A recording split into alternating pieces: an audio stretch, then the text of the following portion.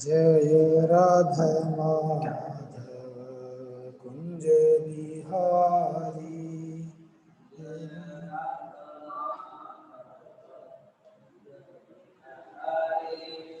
जय राधा माधव कुंज बिहारी। जय राधा माधव गोपी जन वल्लभ गिरधरधारी। गोपी जन वल्लभ गिरधरधारी। यशोदानंदन ब्रज जन रंजन। यशोदानंदन ब्रज जन यमुना तीरवनचारी।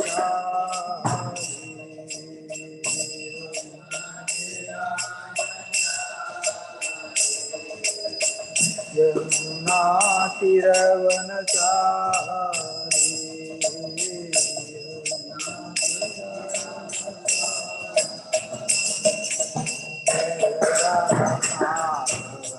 कुंज बिहारी गोपी जन वल्लभ गिरधरधारी।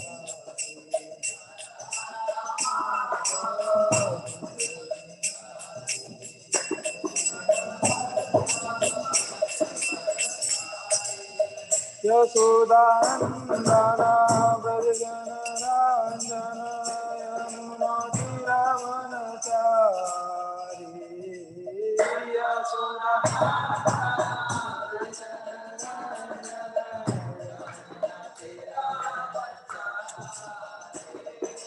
जय राधा माधव कुंज बिहारी गोपी जन वल्लभ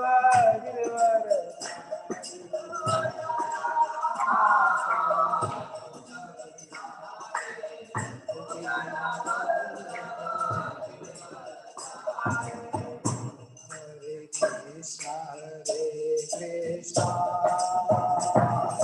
कृष्ण हरे राम हरे राम।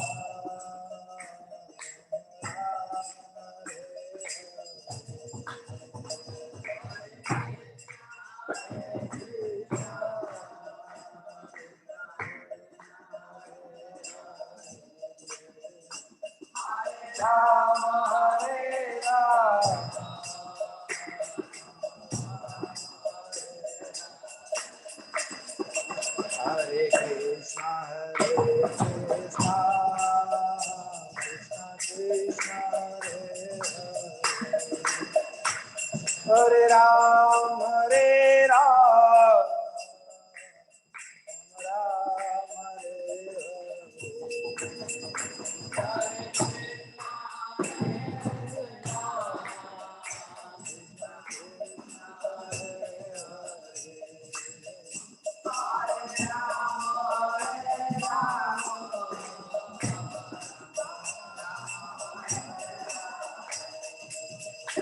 हरे कृष्णा कृष्ण कृष्ण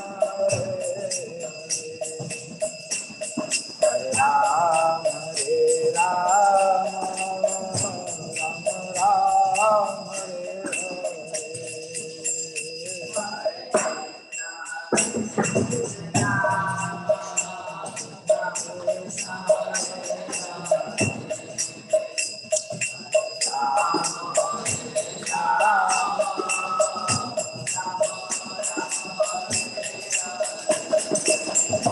जय राधा गोविंद राधा गोविंद राधे जय राधा गोविंद राधा गोविंद जय गौरानिताय गौरानिताय जय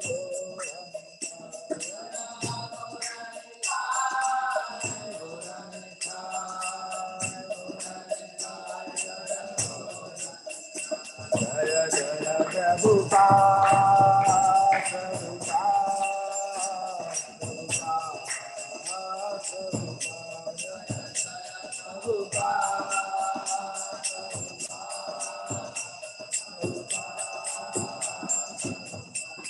निताय गौर हरि बोल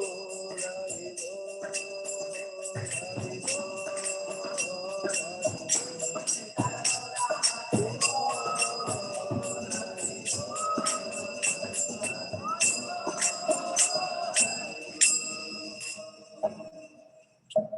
ओम नमो भगवते वासुदेवाय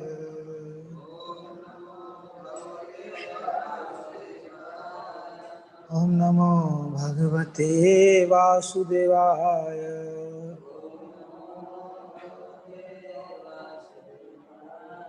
ओम नमो भगवते वासुदेवाय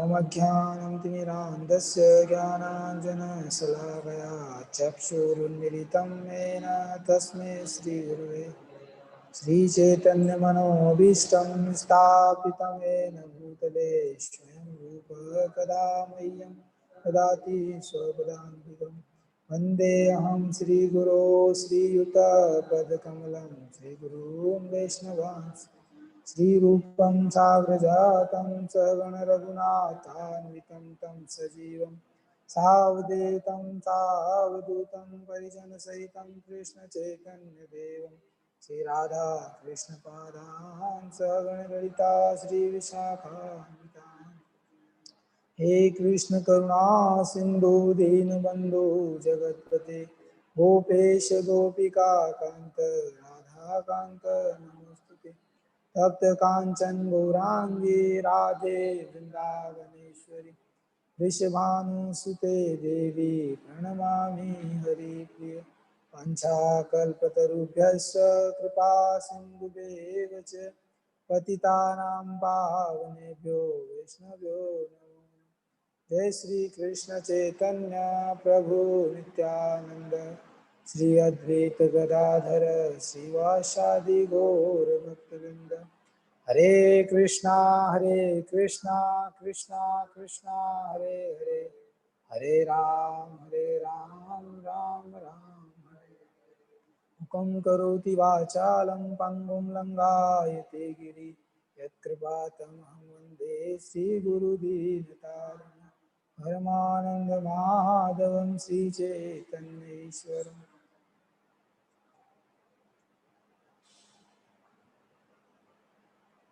हरे कृष्णा। तो आज अत्यंत शुभ दिवस है कि आज भगवान वामन देव का आविर्भाव दिवस है ना। तो भगवान का जो जन्म और कर्म है वह दिव्य है। जिस प्रकार श्रीमद् भगवद गीता में भगवान कहते हैं जन्म कर्म च मे दिव्यम एवं यो वेति तत्वत त्यक्त्वा देहम पुनर्जन्म नेति मामेति स्वर्जुन। कि हे अर्जुन, जो मेरे जन्म और मेरे कर्म की प्रकृति को जान लेता है, हाँ, मेरे जन्म और कर्म को जो जान लेता है वह दोबारा इस संसार में जन्म नहीं लेता।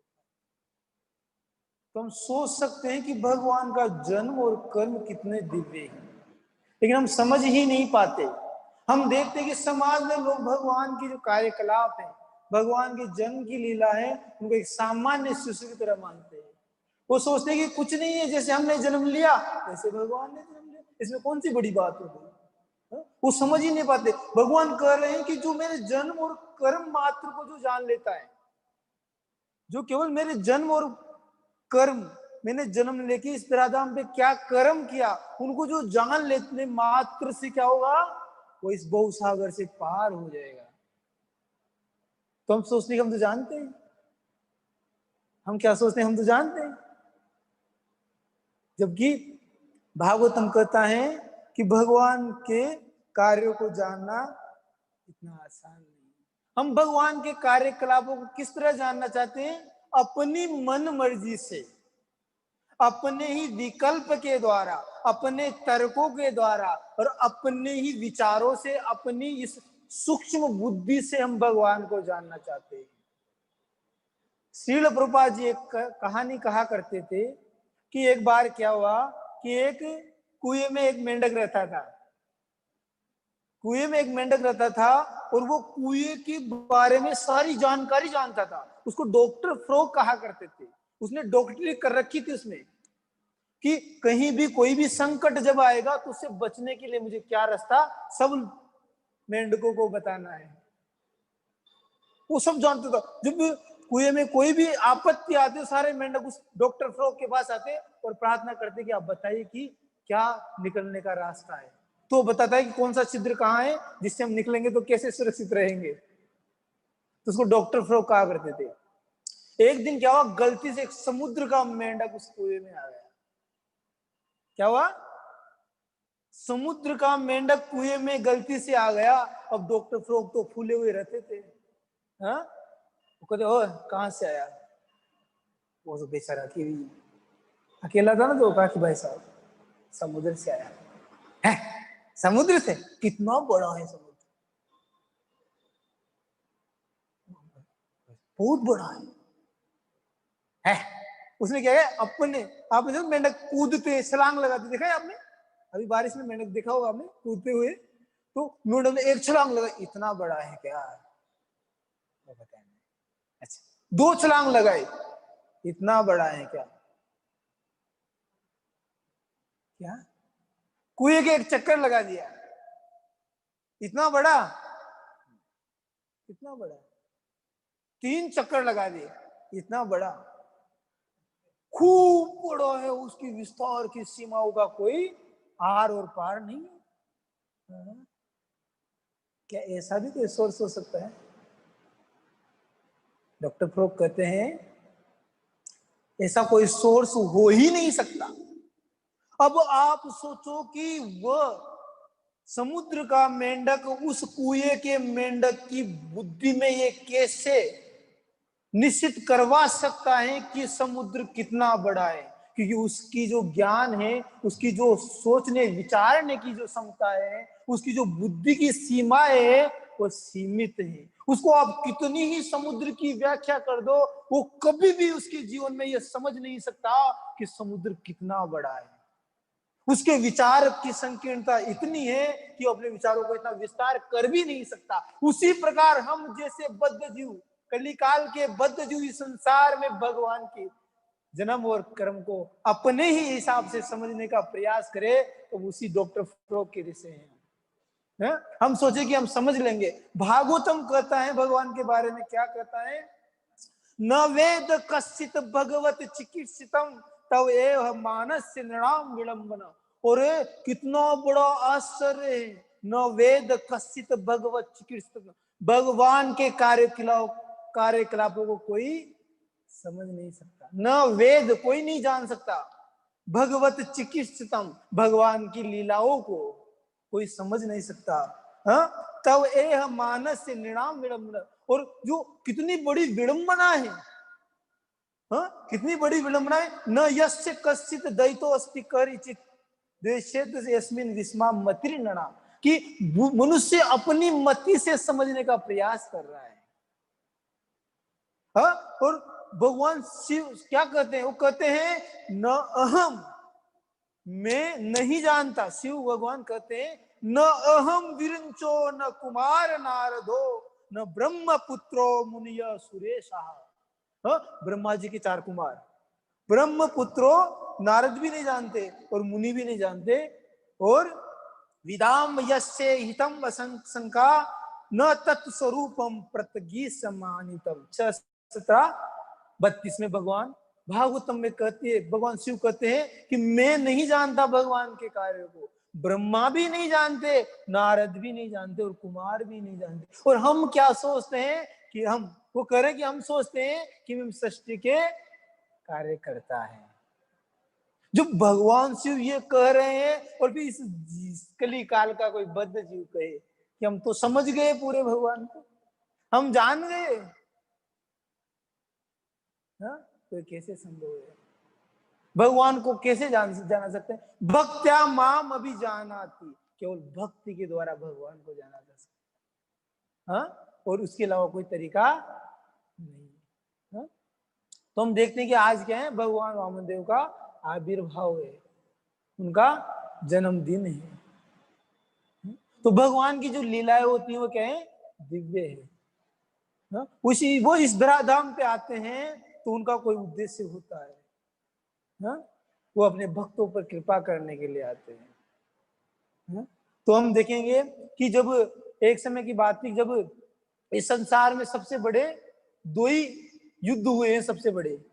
एक तो है महाभारत का युद्ध और दूसरा हुआ है देव असुर संग्राम हुआ है। जो देवताओं और असुरों के बीच में जो समुद्र मंथन के बाद जब अमृत निकल गया और भगवान ने अमृत देवताओं को पिला दिया और असुर देखते रह गए, तो उन्होंने कहा हम युद्ध करेंगे। तो वो युद्ध क्या, उस समय दैत्यों का जो नेतृत्व कर रहे थे वह थे बलि महाराज। बलि महाराज कौन है? बलि महाराज है जो प्रहलाद महाराज जो हैं उनके पुत्र विरोचन है, वो विरोचन के पुत्र बलि महाराज है। मतलब प्रहलाद महाराज के पुत्र हैं बलि महाराज। प्रहलाद महाराज का नाम तो आप लोगों ने सुना ही होगा। प्रहलाद महाराज भगवान के बड़े भक्त हुए, महान भक्त हुए। हिरण्यकशिपु उनके पिता हुए, हिरण्याक्ष के चाचा हुए, है ना। वही प्रहलाद महाराज की हम बात कर रहे हैं। उनके पुत्र हुए हैं बलि महाराज। उस समय दैत्यों का वह नेतृत्व कर रहे थे। तो उन्होंने युद्ध किया और उसमें भगवान हरि ने देवताओं की ओर से युद्ध किया। तो उसमें युद्ध में क्या हुआ कि दैत्य हार गए और बलि महाराज को मारकर उनकी गर्दन काट के उनको मार दिया गया। लेकिन उनके गुरु शुक्राचार्य थे, उनके पास संजीवनी विद्या थी। उस विद्या से उन्होंने बलि महाराज को जीवित किया। तो जब बलि महाराज ने अपने शरीर को सुरक्षित पाया तो इनके प्रति इतने कृतज्ञ हो गए, उन्होंने अपने तन मन और अपना शरीर शुक्राचार्य को समर्पित कर दिया, पूर्ण रूप से समर्पित कर दिया कि आप जैसा कहेंगे आज के बाद मैं वही करूंगा, उसके अलावा कुछ। तो शुक्राचार्य बड़े प्रसन्न हुए। उन्होंने कहा तो हम क्या करेंगे, आपको विजय दिलाने के लिए क्या करेंगे, हम एक यज्ञ करेंगे, विश्व जीत यज्ञ करेंगे जिससे तुम त्रिलोकपति बनोगे। उन्होंने यज्ञ किया और यज्ञ से घोड़ा निकला, घोड़ा और रथ निकला, विश्व विजय रथ निकला और उसमें उनको बिठाया और कहा कि आप जाओ। अब एक संघ, विजय संघ दिया। विजय संघ मतलब जो शंख बजाने से विजय हो जाए, ऐसा संघ देकर उनको भेजा, अमरावती स्वर्ग पर भेजा रहा। तो जैसे ही बलि महाराज स्वर्ग में जाने लगे तो देवताओं ने देखा कि अरे इतना प्रभावशाली, इतना ये इसको तेज इतना बढ़ गया है, शायद हम इसे हार नहीं पाएंगे। तुरंत बृहस्पति के पास गए, उनके गुरुदेव के पास, कहा गुरुदेव ये बलि आ रहा है, क्या करना चाहिए। बृहस्पति ने कहा कि ये बलि हैं जो अभी सभी जो भृगुवंशी जो ऋषि हैं उनके तेज को ये ग्रहण किए हुए हैं और उसी ब्रह्म तेज के कारण इसका प्रभाव इतना बढ़ गया है कि इससे कोई भी इससे विजय नहीं प्राप्त कर सकता। इस राधा गोविंद भगवान की, इसको कोई हरा नहीं सकता। इसलिए अच्छा होगा तुम लोग यहाँ से भाग जाओ, युद्ध मत करो, भाग जाओ, केवल हरि के अलावा इसको और कोई हरा नहीं सकता। तो ठीक है, गुरु जी कह रहे सब भाग गए, प्लान कर गए। अब बलि महाराज ने अमरावती के गेट पे जाके शंख बजाया, विजय शंख बजाया। एक बार बजाया, दो बजाया, गेट ही नहीं खुला। बलि सोच रहा था कि प्रत्युत्तर क्यों नहीं दे रहे यार, मैं चैलेंज कर रहा हूं, कोई हो तो आए ना। सब तो भाग गए, सब अलग अलग वेश बना के अलग अलग पृथ्वी के अलग अलग कोनों पे छुप गए आराम से। अब कहां मिलेंगे। तो फिर बलि महाराज ने कहा अमरावती का गेट तोड़ दो। तो गेट तोड़ा तो देखा सब सुना राजगद्दी खाली, बैठो आराम से, मौज करो। हो गया। तो शुक्राचार्य ने फिर कहा कि बलि तुझे स्वर्ग का राज्य तो प्राप्त होगा, लेकिन निश्चित रूप से स्वर्ग का राज्य हमेशा के लिए प्राप्त करने के लिए तुम्हें यज्ञ करना चाहिए। तुम्हें अश्वमेध यज्ञ, जिसमें 100 अश्वमेध यज्ञ करेगा तो तुझे इंद्र की पद प्राप्त हो जाएगा। अभी तूने इंद्र का पद छीना है, लेकिन शाश्वत इंद्र अभी तू नहीं बना है, कभी भी इंद्र भगा सकता है कुछ करके, इसलिए तू यज्ञ कर। तो वो यज्ञ किया। तो इसे वो यज्ञ करने की कथा है। उससे पहले फिर जैसे चले गए तो दिति और अदिति के पुत्र थे। अदिति के तो थे देव था और दिति के पुत्र थे दैत्य। तो कश्यप मुनि जब तपस्या से आए तो अदिति ने कहा कि मेरे पुत्र सब बलि ने वो भी आपका पुत्र है, उसने भगा दिया है उनके घर बार से। तो कृपया मैं आपसे प्रार्थना करते हैं कोई ऐसा उपाय बताए कि मेरे पुत्रों को उनका राज्य वापस मिल जाए। तो उन्होंने कहा कोई बात नहीं, तुम पयो व्रत करने का उन्होंने विधि बताया, 12 दिन का व्रत बताया, इसको करोगे तो भगवान प्रसन्न होंगे और तो तुम्हारी समस्त इच्छाओं को पूर्ण करेंगे। तो उन्होंने पयो व्रत किया, भगवान प्रकट हुए। भगवान प्रकट हुए तो भगवान कहते हैं, वो कहते हैं कि वो स्तुति की भगवान आप आए हो, तो आप तो सब जानते हो, आप तो सर्वेश्वर हो, आप सब जानते हो, आपसे क्या बताऊं मेरे मन की बात। भगवान तो जानते थे। भगवान ने कहा मैं जानता हूं सब कुछ, मैं सब कुछ जानता हूं कि तुम क्या चाहते हो, हाँ तुम्हारा क्या प्रयोजन है मैं जानता हूं, लेकिन तुम्हारा जो प्रयोजन है वो बड़ा खतरनाक है, बलि को हराकर देवताओं को राज्य दिलाना। अरे मैंने जब प्रहलाद महाराज के समक्ष में प्रकट हुआ था तो प्रहलाद को मैंने वचन दिया था कि आज के बाद तुम्हारे वंश को मैं किसी को भी नहीं मारूंगा, किसी से युद्ध नहीं करूंगा। अब तुम चाहते हो कि उनको मारकर मैं हटाऊं, गद्दी पे बिठाऊं, अब बिना मारे तो आएंगे नहीं। तो भगवान अपने भक्तों से कितने प्रसन्न होते हैं। वो कहते हैं कि तूने अदिति से कहते हैं कि तुमने मुझे प्रसन्न करने के लिए मेरे आराधना की है, मेरी सेवा की है, मेरी पूजा की है, मेरी भक्ति की है, तो मैं तुझसे बहुत प्रसन्न हूं। हाँ, अतः मैं तुम्हारी प्रसन्नता के लिए कोई ना कोई उपाय निकालूंगा। उपाय कोई नहीं है दिखता मुझे, लेकिन फिर भी मैं देखूंगा कोई उपाय होगा तो उसको मैं ग्रहण करूंगा और तुम्हारी जो इच्छा है उसकी पूर्ति करूंगा। हाँ, तो सोच सकते हो भगवान अपने भक्तों के कितने वत्सल रहे। हाँ, यदि भक्ति करता है कोई भगवान की तो भगवान उसकी समस्त इच्छाओं को पूर्ण करने के लिए सदैव तत्पर रहते हैं। वो चाहते हैं कि अब असंभव को भी भगवान संभव कर सकते हैं। अरे वो सत्य संकल्प प्रभु है, वह एक बार संकल्प कर ले और वो सत्य ना हो, ऐसा कभी हो सकता है? तो उन्होंने कहा, उसके कान में कहा, अदिति के कान में, कि मैं तुम्हारे पुत्र के रूप में पैदा होऊंगा, पति को मत बताना, ये बात गुप्त रखना। तो पति ने, वो बहुत प्रसन्न हो गई थी, पर दुखी थी। पति ने पूछा क्या बात है, किसी प्रसन्नता के कारण? नहीं बताऊंगी, नहीं बताऊंगी। तो कश्यप तो बड़े ये थे, तो उन्होंने तुरंत ध्यान लगाया और देखे, अच्छा अच्छा समझ गया, भगवान ने कहा है भगवान आने वाले। तो फिर समय बीता और भगवान ने जन्म लिया। भगवान चतुर्भुज रूप में आए और आते देखते ही देखते एक बोने ब्राह्मण के रूप में उन्होंने बोना ब्राह्मण बन गए। अब आप सोचोगे कि भगवान बोना क्यों बने, ब्राह्मण बन गए, छोटा क्यों बने, 3 फीट के क्यों बने, 8 फीट 10 फीट के बन जाते, ब्राह्मण तो ब्राह्मण होता है। लेकिन भगवान जानते हैं कि मैं मांगने आया हूं, दाता बड़ा होता है और मांगने वाला छोटा होता है, तो मुझे छोटा बन के आना है, मुझे मांगना है। मैं हरा नहीं सकता उसको मार नहीं सकता, तो मुझे भिखारी बनना पड़ेगा। सोचो भगवान, कौन है वो सर्वतंत्र स्वतंत्र अनंत कोट ब्रह्मांड नायक सर्वेश्वर प्राप्त ब्रह्म भगवान आज भिखारी बन के आए। अरे उसको किसी चीज की कमी, वो त्रिभुवन के स्वामी है। अरे वो कुछ इच्छा मात्र करे तो उनकी इच्छा को कोई पूरा करने से कोई मना करेगा? लेकिन अपने भक्त प्रहलाद को उन्होंने वचन दिया है, उस वचन का पालन भी करना है और अदिति के वचन का भी पालन करना है। उसके लिए उन्होंने रास्ता दिखा, आज भिखारी बन के आए हैं। वो भिखारी बन के आए हैं। कोई भिखारी बनना पसंद करता है क्या? वो भगवान हमारे वो है, वो अपने भक्तों के लिए कुछ भी करने को तैयार रहते हैं। भगवान आए तो सभी देवताओं ने बिजुल बजाया, शंख बजाया, खूब फूलों की वर्षा की, बड़ी प्रसन्न हो गई, सारी प्रकृति खिल गई। नदियों में सुंदर सुंदर कमल खिलने लग गए और नदियों में वो जो कलकल करता बड़ा ही सुनहरा पानी बहने लग गया। सब वृक्षों में नए नए फूल पत्ते आ गए, प्रकृति इतनी प्रसन्न हो गई, ठंडी ठंडी हवाएं चलने लगी, इतना सुंदर वातावरण। भगवान आए हैं, स्वागत करने के लिए प्रकृति हमेशा तत्पर रहती है, कब आए मेरे प्रभु, उनका स्वागत नहीं करेंगे? और जब देवताओं को पता लगा, देवताओं को, देवता गंधर्व चारण सबको पता लगा कि भगवान प्रकट हो गए, तुरंत दौड़ के आए।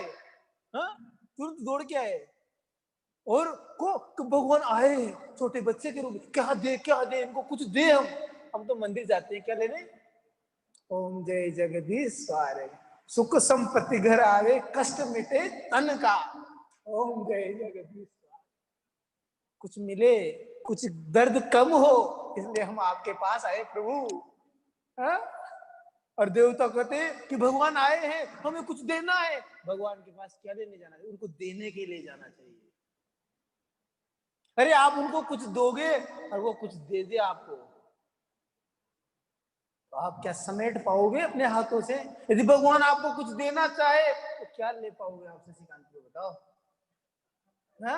कुछ ले पाओगे या? और इतना देंगे कि क्या। आपको पता है वो एक रघु की कथा जब आती है तो उसमें पहले कुछ नहीं था, भगवान का मैं दूंगा, उन्होंने ऐसा अरेंजमेंट किया कि रोज लोग दान देने लगे, उसे घर भर गए, भंडार बन गए। वो कहते हैं प्रभु बस बंद करो, बहुत ज्यादा हो गया, इतना नहीं चाहिए। तो भगवान यदि देना चाहे तो हम क्या ले सकते? अच्छा, भगवान छीनना चाहे क्या रोक सकते हो तुम? कुछ बचा सकते हो? तो प्रभु आए हैं उनको देने के लिए, सभी देवता है, सब देना चाहते। इतना सुंदर रूप था भगवान का, छोटा सा बालक बटु ब्रह्मचारी।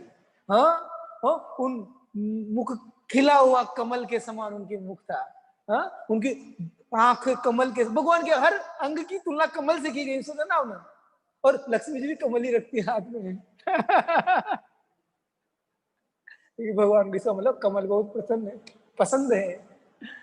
तो इतना सुंदर रूप धारण किया भगवान ने। और आए तो सभी देवता आए और उनको कुछ देना चाह रहे थे। वो चाह रहे थे कि हम कुछ दे, भगवान को कुछ भेंट दे। यहाँ पर कहते हैं कि वो तो अलग अलग देवता आए और सबने अलग अलग भेंट भगवान को दी। सब किसी ने, अब ब्राह्मण रूप में आए थे, तो ब्रह्मचारी बन के आए, तो ब्रह्मचारी को क्या देंगे बताओ आप? किसी ने कोपिन दिया, किसी ने ब्रह्मा जी ने कमंडल दे दिया, किसी ने छाता दे दिया, किसी ने भाई घास फूस का आसन दे दिया, ये तो देंगे और क्या। तो ब्रह्मचारी है, अब उसको क्या चाहिए? तो सब देवता है और सबने अपने अपने हिसाब से अलग अलग वस्तुएं भगवान को दी। और भगवान लेते तुरंत, भगवान ने पैदा हुए तो भगवान तुरंत कहा कि जनेऊ संस्कार करो, जल्दी करो, यज्ञ चल रहा है, पूजना है, मांगना है ना, कहीं खत्म ना हो जाए, अंतिम यज्ञ चल रहा है, जल्दी पहुंचना है। ब्राह्मण सेकंड इनिशिएशन दो, तुरंत तुरंत एक देवता है, उन्होंने तुरंत भगवान को ब्राह्मण जनेऊ तुरंत दी और जिस संस्कार कर दिया। करते सब अपने वो सब जो दिए सब बांध बुंदा के, छाता लेके, कमंडल लेके, कहा कि चलना है। कहाँ चलना है? कि सुना है कि बलि महाराज, बलि को यज्ञ कर रहा है। सब ब्राह्मण वही तो वार्ता कर रहे थे कि अभी बलि के यज्ञ में जाना है, बलि के यज्ञ में जाना है, वही तो वार्ता चल रही थी। इतना विशाल यज्ञ किया था बलि ने कि समस्त ऊपर से लेकर नीचे के सभी ऋषियों मुनि देवताओं का सबको आमंत्रित किया था। भगवान ने कहा मुझे भी चलना है तुरंत। भगवान तुरंत निकले और अब देखा कि यार इतना बड़ा यज्ञ हो रहा है तो कितनी व्यवस्था की गई होगी, सोचो आप। बड़े बड़े द्वार लगाए होंगे, गेट। अब द्वारपाल भी खड़े होंगे, सबको आमंत्रण दिया था त्रिलोक में। सभी बड़े बड़े ऋषि मुनि, बड़े देवता सब आए थे यज्ञ में। तो अब भगवान गए, अब भगवान के पास तो आमंत्रण कार्ड तो था ही नहीं, सबको तो आमंत्रण दिया था ना, सबको बुलाया था, वो तो अभी प्रकट हुए, अभी कहा, अभी आए गए, वो तो आमंत्रण तो दिया ही नहीं। भगवान तो पूरे नीति के अनुसार चलते, भगवान भी बलि के द्वार पे खड़े हो गए। खड़े होकर, और भगवान तो भगवान है, भगवान ने सामवेद का गान करना शुरू किया। अरे मेरे प्रभु यदि कुछ गाए और उनके मुख से कुछ शब्द निकले, इसे सभी अंदर ब्राह्मण द्विज सभी सब बैठे हुए थे और यज्ञ कर रहे थे, स्वाहा स्वाहा कर रहे थे, काम ही हाँ? कर रहे थे। और जैसे भगवान बिना माइक के, भगवान ने बिना माइक के सामवेद का गायन किया और अपना वॉल्यूम थोड़ा सा बढ़ाया। जैसे ही भगवान के मुख से निकले हुए शब्द उनके कर्णों में पड़े तो वो स्तब्ध रह गए। जो स्वाहा हवि में हवि से डाल रहे थे, वो घी डालता डालता ऐसे रुक गया कि क्या हुआ। हाँ, उनके जो मंत्र उच्चारण वो रुक गए, वो फीके पड़ गए कि ये मंत्र जो आ रहे हैं ये थोड़े दिव्य लग रहे हैं, हाँ? ये तो मामूली है। और भगवान गाते गए, वो खींचे सब यज्ञ करता यजमान वजमान सब उठ के खड़े हो गए कि आया कौन है, देखते हैं बाहर। बलि महाराज अपनी पत्नी विंध्यावली सहित समस्त ब्राह्मणों से बाहर आए और बाप रे बाप, पहले तो सुना था अब देख लिया, प्रभु का मुख कमल देख लिया। ओ हाँ? प्रभु का मुख कमल देख लिया। वो कहते हो बलि महाराज तो गदगद हो गए, कहते हैं कि मेरे यज्ञ का सफलता ही आज हुई है। अरे मेरी पृथ्वी पवित्र हो गई, मेरा कुल पवित्र हो गया, मेरा समस्त राज्य पवित्र हो गया। हे ब्राह्मण देवता, आपके आने मात्र से, आप यहाँ आए, इससे सब कुछ पवित्र हो गया। हाँ? मैं धन्य हो गया, ये मेरी जो धरती है धन्य हो गई, मेरे राज्य के सभी युवती धन्य हो गए। कहा, अभी तो ब्राह्मण ही समझ रहे थे उनको, कहा कि आप आइए आइए आप आइए। हाँ, उनको बिठाया, अपने सिंहासन पे बिठाया, विंध्यावली इसका जाओ, अरे चरण प्रक्षालन करने हैं, ब्राह्मण आए, कितने सुंदर ब्राह्मण है। हाँ? तुरंत विंध्यावली गई और सोने के पात्र में, यदि मैं कहता आपसे कि विंध्यावली गई और एक पात्र में पानी लेके आई, तो हम क्या सोचते हैं, स्टील के पात्र में पानी लेके आई होगी। कितनी संकीर्ण बुद्धि है हमारी, कि हम सोच ही नहीं सकते कोई सोने के पात्र में पानी ला सकता है। हमारी बुद्धि इतनी विस्तृत ही नहीं है ना, हम सोचेंगे या तो मटके में लाई होगी या फिर प्लास्टिक की जगह में पानी लाई होगी। सोचो हमारी बुद्धि इतनी संकीर्ण है, भगवान को क्या समझेंगे हम, हैं? जब वो पात्र के बारे में नहीं सोच सकते, हम ऐसा सोच ही नहीं सकते कि ऐसा भी हो सकता है क्या। तो वो सोने के पात्र में पानी लाई और अरे धन्य है बलि महाराज। बलि महाराज ने भगवान के चरणों पर, विंध्यावली ने पानी डाला और बलि महाराज ने अपने हाथ स्पर्श करते हुए उनके चरणों को प्रक्षालन किया। आपने सोचा, और वो जल चरणामृत लिया, अपने सिर पर छटका, अपने राज्य के सभी यज्ञ स्थल पर छटका और भगवान ने थोड़ा सा पिया। भगवान ने क्या, बलि महाराज ने थोड़ा सा उसको ग्रहण किया। और बलि महाराज, सोचो आपकी, आज अभी गंगा प्रकट नहीं हुई, अभी गंगा प्रकट नहीं हुई, उससे पहले गंगा जल किसको मिला। उनके सौभाग्य की क्या सराहना करूं मैं। हाँ, अभी गंगा, वो चरण कमल, भगवान के वो चरण कमल, जब ब्रह्मा के मानस पुत्र चतुष कुमार, हाँ, जब भगवान के वैकुंठ लोक में जब प्रवेश किया तो अंदर कुछ नहीं दिया गया उनको, हाँ, कलमश था, क्रोध आ गया था। हाँ, जो कहता आत्मा राम थे, वो आत्मा राम थे, वो आत्मा में रमण करने वाले थे, वो ब्रह्म ज्योति के, उनको किसी से कोई मतलब नहीं था, भगवान से कोई मतलब नहीं था उनको। लेकिन जैसे ही चरण कमलों पर उनकी दृष्टि पड़ी और दृष्टि पड़कर उसके चरण कमल में जो तुलसी चंदन लेपित तुलसी देखा उन्होंने, और उसकी गंध जब नाक में गई, हृदय पवित्र हो गया। हाँ, उनका हृदय पवित्र हो गया।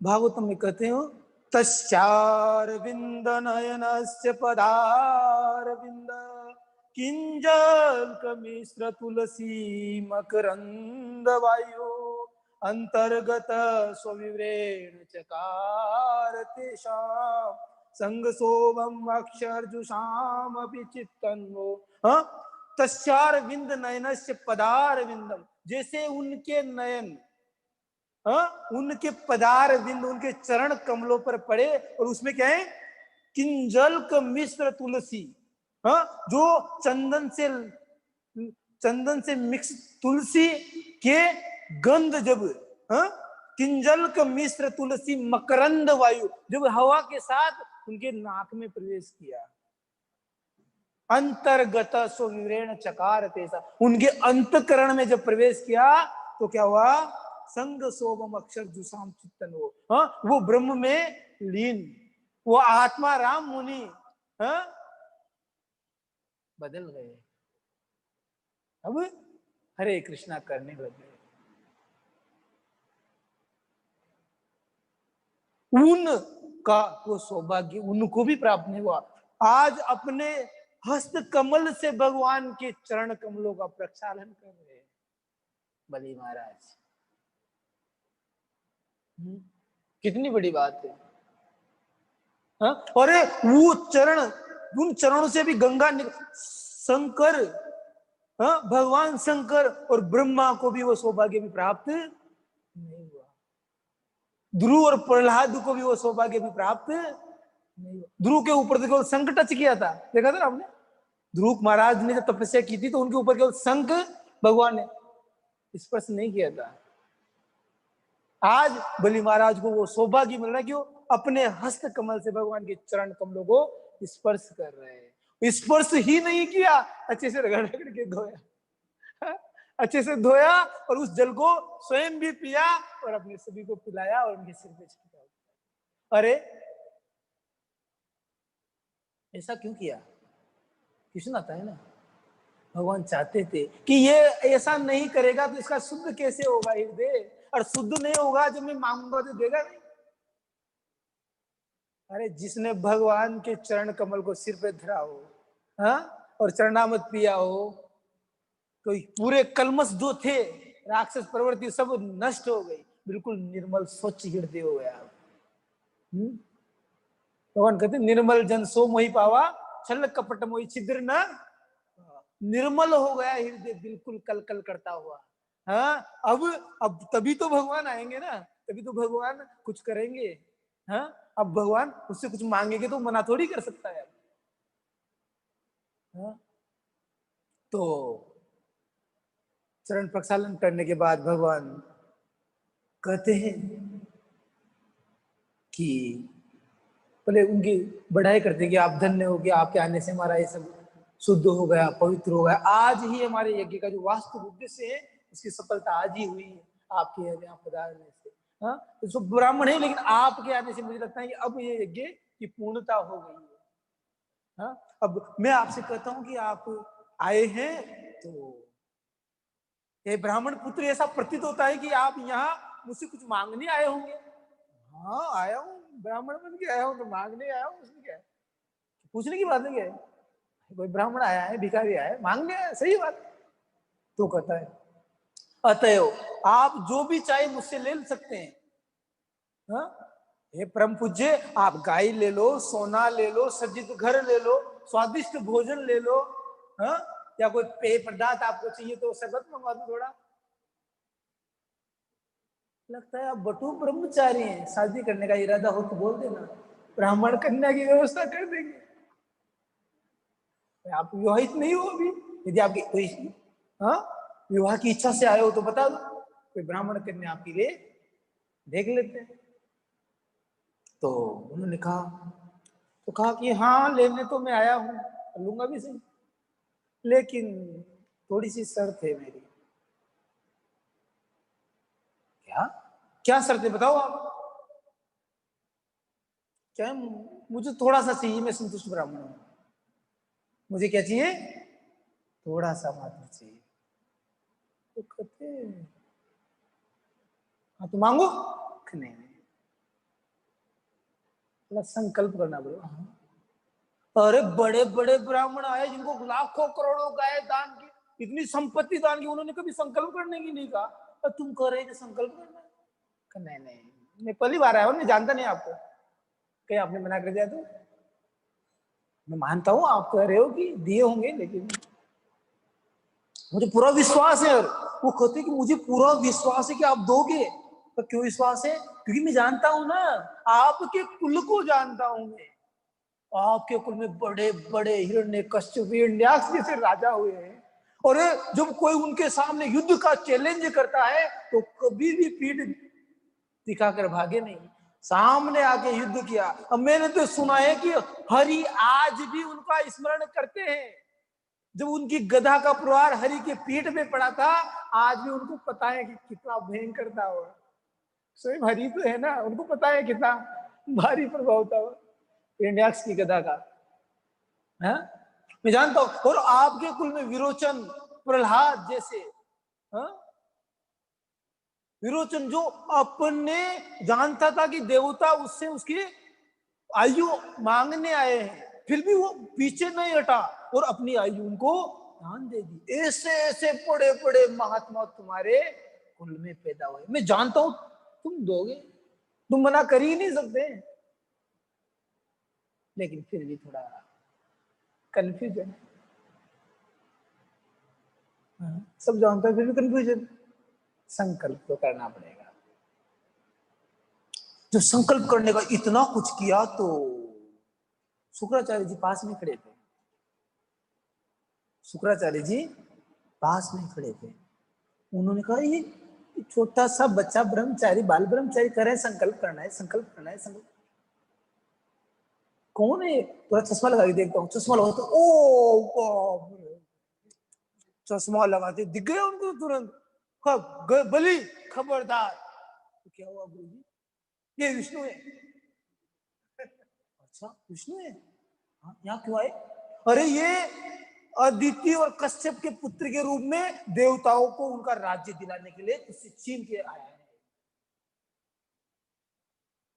इसको मत दो कुछ भी।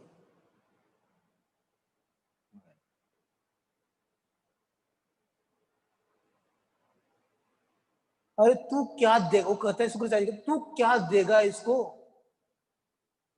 ये तू अपना संकल्प पूरा कर ही नहीं पाएगा, फिर भी झूठा ही कहलाएगा और नरक में जाएगा। इसलिए अच्छा है कि पहले से मना कर। तो जब वो कहते हैं कि आप मांगो, कुछ मांगो, तो वो कहते हैं कि हम संतुष्ट ब्राह्मण हैं, हमें केवल 3 पग भूमि चाहिए। और बाप रे, जब बलि ने ये सुना 3 पग भूमि चाहिए, बलि ने कहा तुम बात करने में तो बड़े वयोवृद्ध लगते हो, हाँ बड़े चतुर लगते हो, लेकिन तुम्हारी बुद्धि बचपन की बालक की जैसी है, मांगना नहीं आता तुम्हें। अरे मैं त्रिलोकपति हूं, मैं सब कुछ देने में सामर्थ्य रखता हूं, मांगो तुम ये क्या? अरे यदि कोई मेरे पास आए और दूसरे के पास में मांगने जाए, मेरी कितनी बेइज्जती होगी कि बलि के पास गया और फिर भी दूसरे के पास मांग रहा है। जो मेरे में त्रिलोकपति हूं, मुझसे एक बार मेरे पास जो मांग लिया, उसको फिर कहीं जाने की आवश्यकता नहीं होगी। और तू 3 पग भूमि मारे, तू माना कि तू ब्राह्मण है, और मेरा तो ध्यान रख, लोग क्या कहेंगे? लोग कहेंगे कि ब्राह्मण को तो मांगना नहीं आता, लेकिन बलि को देना भी नहीं आता था क्या? अरे बलि तो समझदार था, बच्चा था ब्राह्मण, वो समझ नहीं पाया तो उसको 3 पग दिले थे, भगा दिया। तो मेरी निंदा करेंगे लोग, क्या मांग रहा है? होता है क्षमा करना। हम संतुष्ट, ब्राह्मण का एक गुण होता है, वामन देव कहते हैं कि ब्राह्मण का एक गुण होता है, क्या? कि संतुष्ट। यदि ये गुण नहीं है तो फिर आप किसी भी व्यक्ति को संसार की समस्त वस्तुएं दे दो, फिर भी वह संतुष्ट नहीं हो सकता। एक बार एक विद्वान से एक व्यक्ति ने पूछा कि हमें कितना दान देना चाहिए, कितना दान देना चाहिए, कितना दान देना चाहिए? तो विद्वान कहते हैं कि यदि आपके पास 1 रोटी है तो आधी रोटी दान में दे देना चाहिए। वो कहता अरे महात्मा क्या करो, मेरी इच्छा होगा क्या होगा, हा? मेरी भी कुछ आशाएं है, कुछ इच्छाएं है, आपको आदि दे दूंगा तो होगा क्या। वो कहता है, विद्वान कहता है कि इस संसार का कोई भी व्यक्ति, बड़े बड़े राजा महारथी चक्रवर्ती जो भी हुए हैं, इतना साम्राज्य, इतनी संपत्ति, इतना वैभव, इतना ऐश आराम होने के बाद भी कोई संतुष्ट नहीं। तो संतुष्ट तो इस संसार का कोई हो ही नहीं सकता। और तूने आधी रोटी खा ली तो असंतुष्ट तो पूरी खाएगा भी असंतुष्ट रहेगा, और आधी तूने खा ली आधी दूसरे को दे दी तो उसमें कोई बुराई नहीं है। तो यहां करे कि ब्राह्मण का गुण है संतुष्टि। हाँ, यदि ब्राह्मण संतुष्ट नहीं होगा तो उसको 3 लोग की आप संपत्ति दे दो फिर भी वो प्रसन्न नहीं रह सकता। हाँ, तो वो कहते हैं कि मनुष्य को अपने प्रारंभ से जो कुछ मिलता है उसमें संतुष्ट रहना चाहिए, क्योंकि असंतोष से कभी भी सुख प्राप्त नहीं हो सकता। जो व्यक्ति आत्म संयमी नहीं है वो तीनों लोगों को पाकर भी सुखी नहीं होगा, वो कभी सुखी हो ही नहीं सकता। उसको आप, और वो कहते हैं कि मैं त्रिलोक का स्वामी हूं, मैं सर्वेश्वर हूं। भगवान कहते हैं अच्छा, अपने आप को सर्वेश्वर, मैं तो गीता में कहता हूं कि सर्वलोक महेश्वर, मैं समस्त लोगों का ईश्वर हूं। तो तू कह रहा है कि मैं 3 लोग मैं हूं स्वामी। ये कहता कि मैं सेकंड नंबर का स्वामी, पहले नंबर के भगवान, चल जाता। तू कह रहा है कि मैं हूं। अभी बताता हूँ कितना स्वामी है तू। हाँ, अभी तेरी पोल बोलता हूँ कितना बड़ा है। भगवान सोच रहे थे, उन्होंने नहीं, आप मांगे तो कुछ भी देने को तैयार हूं। तो फिर भी ब्राह्मण तो अपने फिक्स थे अपने वचन के, उनका नहीं, हमें तो केवल 3 ही चाहिए। तो फिर इतना करने के बाद अब उन्होंने कहा ठीक है। तो शुक्राचार्य जी ने कहा कि नहीं नहीं देना नहीं है, ये विष्णु है, ये सब ले लेगा। तो अब फिर शुक्राचार्य जी एक नीति बताते हैं। क्या बताते हैं कि हमें धन का क्या करना चाहिए, 5 भाग करने चाहिए। कुछ धन तो धर्म के लिए रखना चाहिए, कुछ यश के लिए रखना चाहिए, तो कुछ ऐश्वर्य के लिए रखना चाहिए, और कुछ इंद्रिय तृप्ति के लिए, और कुटुंबी जनों के भरण पोषण के लिए। इस प्रकार 5 तरह से हमें धन का डिवीजन करना चाहिए। हाँ, तो ये कहा, तुमने कहा कि लेकिन मैंने संकल्प लिया है, उसका क्या। वो कहते हैं थोड़ा मोड़ा झूठ चलता है, थोड़ा थोड़ा झूठ बोल सकते हैं। हाँ, झूठ बोल सकते हैं। आप तो कह रहे हैं कि सत्यवादी बनना चाहिए, पर वो कहते हैं कि कुछ जगह छोटी मोटी थोड़ा झूठ चल सकता है, मतलब सही तो नहीं लेकिन चल सकता है। वो कहते हैं कि किसी स्त्री को अपने वश में लाने के लिए चिकड़ी चुपड़ी बातें करना है। भाई, घर की जो मालकिन होती है बहुत सारी डिमांड करती होती है, ये चाहिए वो चाहिए, हाँ ला देंगे ला देंगे। हाँ? थोड़ा झूठ। प्रभा जी कहते हैं कि झूठ कितना चल सकता है, जैसे सब्जी में नमक, सब्जी में नमक, इतना ही झूठ चले, ज्यादा हो गया तो फिर खा नहीं पाओगे। तो इतना चल सकता है, उससे ज्यादा नहीं चलेगा। और दूसरा क्या, हास प्रयास करे तो कुछ झूठ बोल दिया। हाँ? या फिर विवाह, किसी का विवाह करवाना है तो कुछ झूठ बोल के विवाह करवा दो, कोई बात नहीं भाई, इसकी ये संपत्ति, अपनी संपत्ति उसको बता दो और उसका विवाह करवा दो, इसमें झूठ चलेगा। और कहते हैं कि अपनी जीविका कमाने में व्यापार करते हैं तो थोड़ा वो झूठ बोलना ही पड़ता है। और प्राण यदि संकट उपस्थित होने वाला हो, तुम्हारे प्राण संकट में है, ये सब कुछ ले लेगा और फिर तो चुका नहीं पाएगा, तो करें प्राण संकट उपस्थित होने पर भी झूठ बोल सकते हैं। और गाय और ब्राह्मण की रक्षा करने के लिए भी झूठ बोल सकते हैं। हाँ, या शत्रु के हाथों से किसी व्यक्ति की रक्षा करने के लिए असत्य भाषण क्या करे, देख सुनो आप, असत्य भाषण भी कभी निंदनीय नहीं माना जा सकता। असत्य भाषण को निंदनीय नहीं माना जाता। मतलब पूरी तरह ये नहीं करे कि ये कर सकते हो आप, मतलब करोगे लेकिन थोड़ा बहुत निंदनीय तो होगा ये, लेकिन इतना प्रभावशाली नहीं होगा। तो ये कहते ही बलि महाराज कहते हैं कि गुरुजी ये विष्णु है क्या? हाँ हाँ ये विष्णु है। तो मैंने तो आपसे सुना है कि विष्णु तो सर्वेश्वर है। हाँ वो तो त्रिलोकपति है, वो सत्य संकल्प प्रभु है। हाँ? यदि विष्णु है मेरे थप्पड़ दे के ले तो ले सकता है? हाँ दे के ले सकता है, क्यों नहीं, वो सर्वशक्तिशाली। फिर मैं क्यों मना करूं? मांग रहे हो तो छाती थप्पड़ दे के भी ले सकते थे, लेकिन वो ऐसा तो नहीं किया ना, मांग रहे हैं। तो आप करो झूठ बोल दे। आप जानते हैं गुरुजी मैं आपका शिष्य तो हूं, लेकिन आप जानते हो मैं कौन हूं? हाँ? अरे गुरुजी आप समझ नहीं पाए, आप अपना ही शिष्य मानते हो मुझे।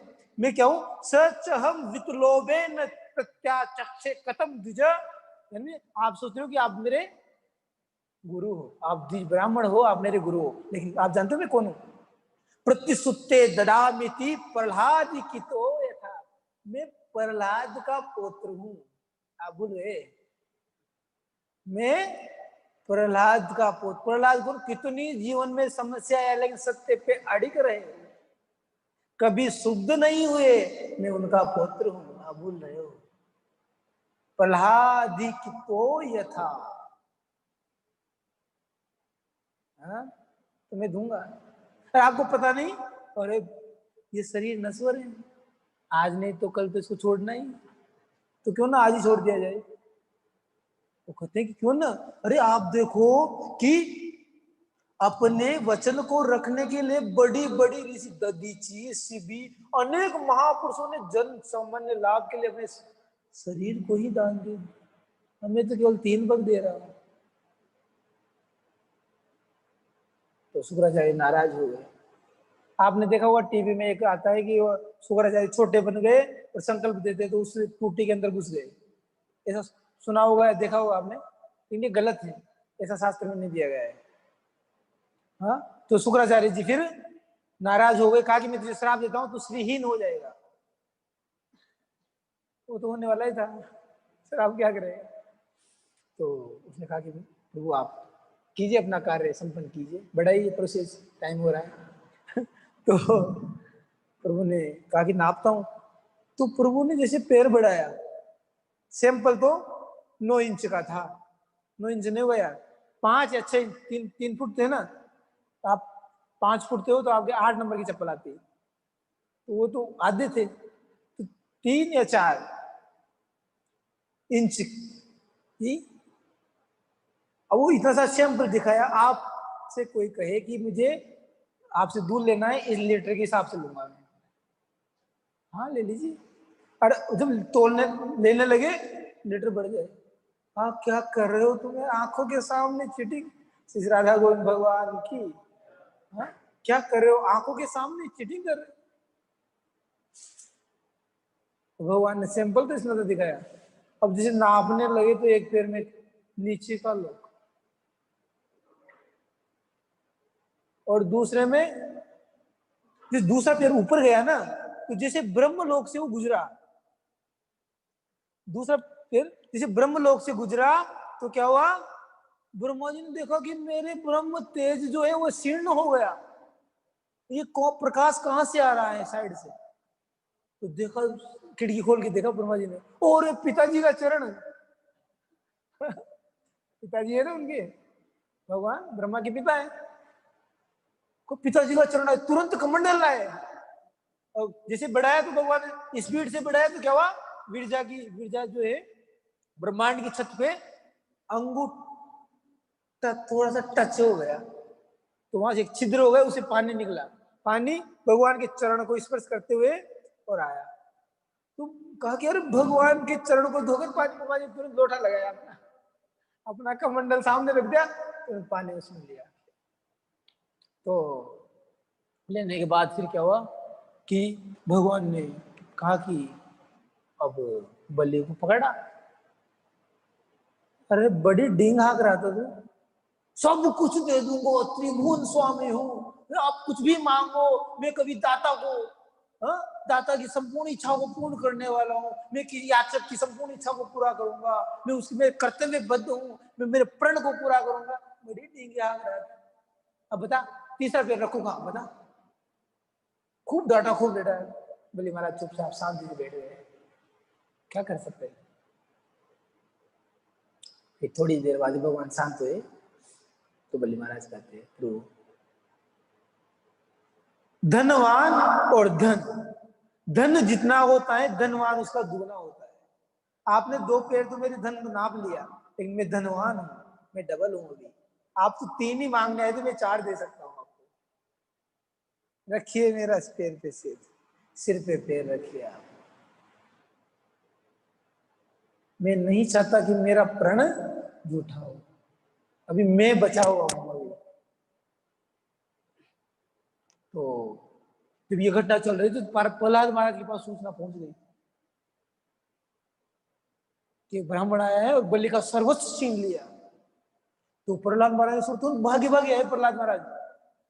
अरे देखो वो सीन देखा उन्होंने, भगवान का चरण उसके सिर पे रखा हुआ है, वो खड़े हुए।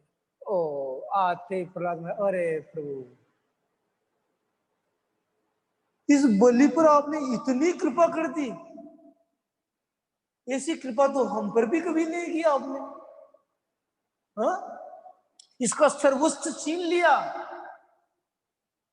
ये तो सबसे बड़ी कृपा है आपकी। अरे व्यक्ति धन और यश के लोभ में आकर क्या करता है, आपको भूल जाता है। और आपने अच्छा किया इसे सर्वस्व छीन लिया ताकि हमेशा आपका स्मरण रखेगा। समय हो गया है। तो उसी बीच विंध्यावली उनकी पत्नी आती है और फिर वो भी कुछ कहती है, फिर ब्रह्मा जी आते हैं, वो कुछ कहते हैं, और फिर लास्ट में भगवान उनको सूतल लोक दे देते। और फिर शुक्राचार्य जी पास में खड़े रहते थे उस समय। शुक्राचार्य जी कहते हैं कि बलि अभी तो सूतल लोक में रहेगा, आने वाले अगले मनवंतर में ये राजा बनेगा, स्वर्ग का राजा बनेगा, तो आप ये जो यज्ञ कर रहे थे उसको पूर्ण कर लीजिए, आप इस यज्ञ को पूर्ण कर लीजिए। वो कहते हैं जब यजमान ही नहीं रहे तो यज्ञ संपन्न कैसे होगा। अरे कोई यजमान तो होना चाहिए जिसके लिए यज्ञ करे, आप करो कि यज्ञ कर लो। कहते ब्राह्मण में वो तेज होता है कि वो बिना यजमान के भी यज्ञ कर सकता है। तो फिर शुक्राचार्य जी कहते हे प्रभु, अरे जहां आप स्वयं उपस्थित हो गए, आपका नाम जहां हो वहां किसी यज्ञ करने की क्या, वो अपूर्ण हो ही नहीं सकता, वो तो आपके आने मात्र से पूर्ण हो गया। इससे पता लगता है कि शुक्राचार्य जी भगवान के भक्त हैं। गीता में कहते हैं ना उषा नाम ये कवि नाम उष्ण अस्मि, मैं कवियों में उष्ण हूं, मतलब शुक्राचार्य हूं। तो कहते हैं कि लेकिन फिर भी आप कह रहे, लोग कह रहे कि आपके नाम मात्र से ही संपूर्ण यज्ञ संपन्न हो जाते हैं, उसमें कोई टूटी नहीं। भगवान का नाम कितना प्रभावशाली है, भगवान का नाम कितना प्रभावशाली है। तो कहते फिर भी आप कह रहे तो मैं कर दूंगा, थोड़ा बहुत जो बचा है उसको कर दूंगा। इस प्रकार हम देखते हैं कि भगवान अपने भक्तों, अब आप सोच रहे कि ये बलि के ऊपर ऐसी कृपा क्यों की भगवान ने। हाँ भगवान, क्योंकि आप देखोगे तो कोई कुछ, लेकिन वो क्या है, बलि का संपर्क किससे था, प्रहलाद महाराज से था। यदि हम साधन भक्ति और त्याग तपस्या न कर पाए, हमारे जीवन में कुछ भी ना कर पाए, लेकिन यदि भगवान के प्रिय भक्तों से हमारा संपर्क हो जाए, भगवान के प्रिय भक्तों से हम प्रेम करने लग जाए, तो हमारे जीवन सफल हो जाए। भगवान कहते हैं, हाँ भगवान क्या कहते हैं? भगवान कहते हैं सांडिल्य स्मृति में भगवान कहते हैं सिद्धिर भवति वान्येति संशयो अच्युत सेविनाम न संशयो अत्र तद भक्त परिचर्या रतात्मना। अरे भगवान की कोई सेवा करता है, पूजा करता है, उसमें कोई सिद्धि होगी, संशय है। यदि कुछ गड़बड़ कर दी तो वो भी भाई नहीं हो पाए, लेकिन न संशयो अत्र तद भक्त, इसमें किंचित मात्र भी संशय नहीं है कि यदि आपने तद भक्त, न संशयो अत्र तद भक्त परिचर्या रतात्मनः, आपने अपने मन को भगवान के भक्तों की सेवा में लगा दिया। न संशयो अत्र तद भक्त, यदि इसमें कोई संशय नहीं, किंचित मात्र भी संशय नहीं।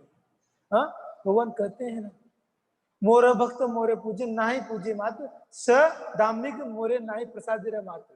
जो भक्त मेरी पूजा करता है और उन भक्तों को नहीं पूजता, वो मेरे प्रसाद का, वो मेरी कृपा का पात्र नहीं होता। तो हमें क्या करना चाहिए? हमें भगवान के भक्तों की संगति करनी चाहिए। हाँ, भगवान की हम अपने तरीके से भगवान की सेवा नहीं कर सकते। हम हमारे मनमाने ढंग से, हमें गुरु साधु और शास्त्र के निर्देशन में कार्य करने चाहिए। हाँ, जैसे ही शुक्राचार्य ने बलि महाराज से कहा कि तुम क्या करो, झूठ बोल दो, लेकिन उन्होंने तनिक विचार किया कि गुरु साधु और शास्त्र क्या कहता है। अरे जब भगवान स्वयं आ रहे हैं, अपनी सेवा दे रहे हैं और गुरु कह रहे हैं कि आप सेवा मत करो। आजकल तो हम देखते तथाकथित बहुत से गुरु जो स्वयं को ही भगवान मान लेते हैं, और वो कहते हैं कि हम भगवान है, हमारी पूजा करो। भगवान तो कहीं वो सर्वत्र है, भगवान केवल मंदिर में नहीं है। सर्वत्र है, सब जगह भगवान है, केवल मंदिर में नहीं है। इतना सा दिमाग नहीं है, जब सर्वत्र है तो मंदिर में भी होंगे। तो हमें गुरु साधु और शास्त्र के निर्देशन में भक्ति करनी चाहिए। हमें प्रमाणिक शास्त्रों का रेफरेंस लेकर उनको पढ़ना चाहिए। हमें भक्तों का संग करना चाहिए, जिससे हमारी भक्ति में पुष्टि होगी, हम भक्ति मार्ग में अग्रसर होंगे, उससे भगवान अत्यंत प्रसन्न होते हैं। तो हमें जैसे बलि महाराज जैसे दृढ़ संकल्प था उनका भगवान की सेवा करने का, भगवान की वचन को पूर्ण करने का, वैसा संकल्प हमारे हृदय में लेना चाहिए। हमें संकल्प करना चाहिए कि हम संकल्प पूर्वक गुरु और कृष्ण की प्रसन्नता के लिए कार्य करें। हम हरे कृष्ण महामंत्र की माला का जप करने का प्रयास करें। हमें संकल्प पूर्वक निश्चय करना चाहिए कि मुझे भगवान के नामों का जप करना है, शास्त्र अध्ययन करना है, मतलब मेरे जीवन में कैसी ही विकट परिस्थिति क्यों ना आ जाए। और संकल्प से कभी पीछे नहीं हटना चाहिए, उसको पूर्ण करने के लिए अग्रसर ऐसे करेंगे तो भगवान अत्यंत प्रसन्न होते हैं। भगवान कितने प्रसन्न हो गए बलि महाराज से, सब कुछ छीन लिया, लेकिन वास्तव में छीना कुछ भी नहीं, दुगना तिगना दे, स्वर्ग से भी ज्यादा ऐश्वर्य बलि महाराज को दे। यहां तक कि स्वयं भगवान कहते हैं कि बलि, अब बलि कहते हैं कि भगवान कहते हैं तुझे क्या इच्छा है, तेरी मांग, तो कुछ मांगना चाहते है। तो कहता है प्रभु मेरी एक ही इच्छा है कि मैं जब भी इच्छा करूं आपके दर्शन हो जाए, मैं जब भी कहीं जाऊं तो आपके दर्शन करके जाऊं। तो भगवान कहते हैं ठीक है, तो मैं तुम्हारे गेट कीपर बनूंगा, तुम्हारा द्वारपाल बनूंगा। भगवान सूतलोक में बलि महाराज के द्वारपाल बन गए, और बहुत बड़ा महल था, महल बहुत बड़ा था, बहुत सारे द्वार थे, और भगवान चिंता रहती थी किस द्वार से निकलेगा बलि। अरे यदि उस द्वार में नहीं रहा और वो निकल गया और मुझे नहीं देख पाया तो। भगवान अपने भक्तों की संपूर्ण इच्छाओं को पूर्ण करने के लिए हमेशा तत्पर रहते हैं। तुम उन भगवान की शरण में न जाकर इन तथाकथित गुरुओं की, इन जो अपने आप को भगवान कहते हैं, जो अपने आप को सर्वस्व समझते हैं, उन लोगों की शरण में जाएंगे, तुम्हारा उद्धार कैसे होगा। तो हमें जानना चाहिए, हमें साधु शास्त्र और गुरु की शरण में जो परंपरा से हो, जो हमें सही निर्देश देता हो। साधु मतलब जो शास्त्र की वाणी कहता है, गुरु मतलब जो साधु और शास्त्र की वाणी को जो बताता है वो गुरु नहीं है जो अपने ही मर्जी से शास्त्र बनाता है, अपने ही तर्क देता है और उनको सिद्ध करने का प्रयास करता है। वो कभी गुरु हो ही नहीं सकता। हाँ, जो अपने, क्योंकि वो कहता है कि मेरा अनुभव ऐसा है। अरे तू मृत्यु लोक में जीवित मनुष्य, 4 दिन की तेरी जिंदगी है और तू करा मेरा अनुभव। अरे वो बड़े बड़े ऋषि मुनि, हाँ, साधु संत जो हजारों हजारों वर्षों तक हाँ हुए, व्यास देव, वो अपना अनुभव लिख के चले गए, उस अनुभव को हम नहीं मानते। और ये आज का 2-5 दिन पहले का व्यक्ति कहता है मेरा अनुभव आप मानो। मेरा अनुभव है कि कृष्ण भगवान नहीं थे, उनके अंदर से कोई बोल रहा है वो है भगवान। अरे मूर्ख, जो कृष्ण को नहीं जान सकता वो गीता क्या पढ़ेगा? तो हमें समझना चाहिए कि गीता भगवान की वाणी है और भगवान स्वयं कह रहे हैं। और लोग आजकल गुमराह करते हैं कि गीता तो कृष्ण के मुख से बोली गई, लेकिन वो उसके अंदर ने बोली परमात्मा ने। वो ये समझ नहीं सकता। भगवान करे जन्म कर्म च में दिव्यम, दिव्य है तो जैसे मूड व्यक्ति समझ नहीं सकता। न माम दुष्कृत नो मूढ़ा प्रपदन्ते राजा, जिसकी बुद्धि माया द्वारा हर ली गई है, जो मूड है, मूड है जो, वो मुझे समझ नहीं सकता। हाँ, तो हमें भगवान को समझने लगे, भगवान के भक्तों की शरण में जाना चाहिए। हाँ, शास्त्र पढ़ने चाहिए और भगवान के नामों का कीर्तन करना चाहिए। कलयुग में मात्र एकमात्र साधन क्या है हमारे पास? वो है भगवान का नाम। हरे कृष्णा कृष्णा कृष्णा हरे हरे, हरे राम राम राम। हमें इस महामंत्र का जप करना चाहिए, जो कलयुग में कली उपनिषद में विशेष रूप से रिकमेंडेड किया गया है। शास्त्रों में यही बताया गया है कि यही सर्व सिद्धि है, जीवन की संपूर्ण प्रकार, सभी प्रकार की सिद्धियों यही है। क्योंकि हरे नाम हरे नाम एव केवलम, कलो नास्ते वो गतिरन। केवल हरि का नाम, केवल हरि का नाम और केवल हरि का नाम, और कोई दूसरा साधन नहीं है, और कोई दूसरा साधन नहीं है, और कोई दूसरा साधन नहीं है इस कलयुग में हमारे उद्धार का। तो मैं आप सब लोग से प्रार्थना करूंगा कि आप लोग भी भगवान के नाम को अपने जीवन में अपनाए और इसको आप अपने जीवन में लाए, तो आपका जीवन भी सार्थक बनेगा। नहीं तो संसार में सब जी रहे हैं, हम भी एक दिन मरने वाले तो ही सही। अहनि हानि भूतानि गच्छन्ति यमालय। हाँ, दिन प्रतिदिन हम मृत्यु के नजदीक जा रहे हैं और हमें यह भी हम सोचते ही नहीं कि मैं मरने वाला हूं। हाँ, आयु हरती वे पुंसा उद्यन। अरे ये सूर्य जो सुबह उदय हो रहा है कितना अच्छा लगता है, ओ बड़ा लाल सुनहरा, कितना सुंदर लग रहा है।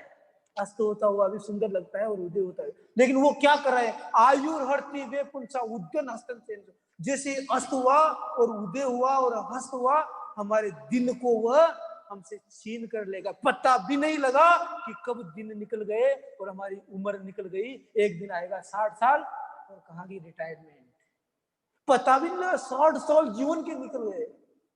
कंपनी वाले ने धक्का दिया तो पता लगा कि अच्छा जीवन निकल गया मेरा, हाँ, बूढ़ा हो गया मैं। तो हमें समझना चाहिए कि जीवन तीव्र गति से निकल रहा है। अब इस निकलते हुए जीवन में हमें किसको स्वीकार करना है, किसको लेकर हमारे साथ चलना है, वो बहुत इंपॉर्टेंट है हमारे साथ, वो बहुत महत्वपूर्ण है कि जीवन तो निकल रहा है। हम काल की गति को नहीं रोक सकते, हम काल को अवरुद्ध नहीं कर सकते, काल पर हम हस्तक्षेप नहीं कर सकते, लेकिन उस काल का उपयोग हम किस प्रकार कर रहे हैं, किस प्रकार कर सकते हैं, वो हमें समझना है, हमें देखना है, हमें निर्णय लेना है और हमारे जीवन को सार्थक उसी काल में बनाना है। नहीं तो जीवन सार्थक नहीं होगा। तो पुनरपि जन्म पुनरपि मरणम पुनरपि जननी जठरे शयनम। हाँ, बार बार जन्म लेना पड़ेगा और बार बार मरना पड़ेगा। तो हम आपसे ये प्रार्थना करते हैं कि आप सब भगवान के नाम को अपने जीवन में उतारिए और दृढ़ता पूर्वक भगवान के नाम का जप करने का प्रयास कीजिए, ताकि आपका जीवन भी सफल हो। और हमारे लिए प्रार्थना कीजिए कि हम भी भगवान के नाम को हमारे जीवन में उतार पाए। उसके लिए आप भगवान से हमारे लिए प्रार्थना कीजिए और हमारे शब्दों से भी आपको कुछ ठेस पहुंची हो, इस दास को अपना छोटा पुत्र समझ के सफा कर देना। हरे कृष्ण।